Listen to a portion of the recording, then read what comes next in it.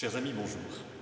En latin, le mot misericordia est composé de deux termes, misère et cœur. La misère, c'est l'extrême insuffisance des moyens matériels ou spirituels qui réclament immanquablement la pitié, la compassion et l'appel à l'aide de celui qui se trouve plongé dans cette angoisse si grande. La misère contraint même à vivre en marge de la vie humaine, exclu, éloigné.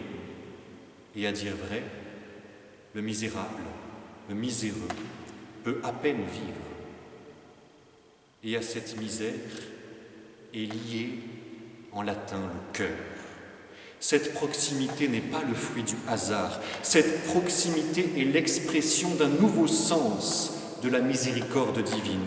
Le cœur divin, quand il perçoit la misère humaine, s'en fait tout proche. On peut même dire qu'il est attiré par la misère pour s'y lier et pour l'anéantir. Dans la racine du mot miserere, il y a urere en latin. Urere, cela veut dire brûler. Comment mieux définir cette attractivité de la miséricorde pour la misère de l'homme que par cette volonté de l'anéantir, de la détruire, par le feu d'un amour ardent. Je suis venu allumer un feu sur la terre, dit le Seigneur, et comme j'ai hâte qu'il soit allumé. Oui, chers amis, le feu de la miséricorde qui brûle dans le cœur de Dieu veut faire ressentir sa chaleur à l'homme de misère. Le cœur de Dieu veut envelopper de chaleur des cœurs refroidis par tant de misère. Le Sacré-Cœur irradie des flammes telles que la misère ne peut subsister. Tout a été brûlé par cette proximité de la misère humaine qui accueille la présence de Dieu. Et il ne subsiste alors que la douce chaleur de la présence divine. L'union de la misère et du cœur divin, ou bien humain, pour l'homme miséricordier qui fait alors miséricorde, cette union, c'est la miséricorde.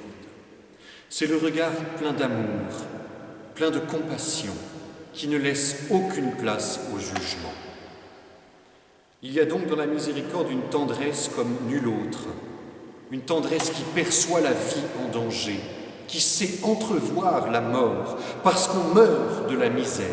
Et vous savez, il n'y a pas que les œuvres de miséricorde corporelle, il y a également les œuvres de miséricorde spirituelle, l'expression la plus haute, la plus belle, la plus grande, la plus vraie de cet élan d'un amour brûlant vers toute forme de misère pour l'anéantir se révèle dans la personne de Jésus. Nous en reparlerons demain. Bonne journée à tous.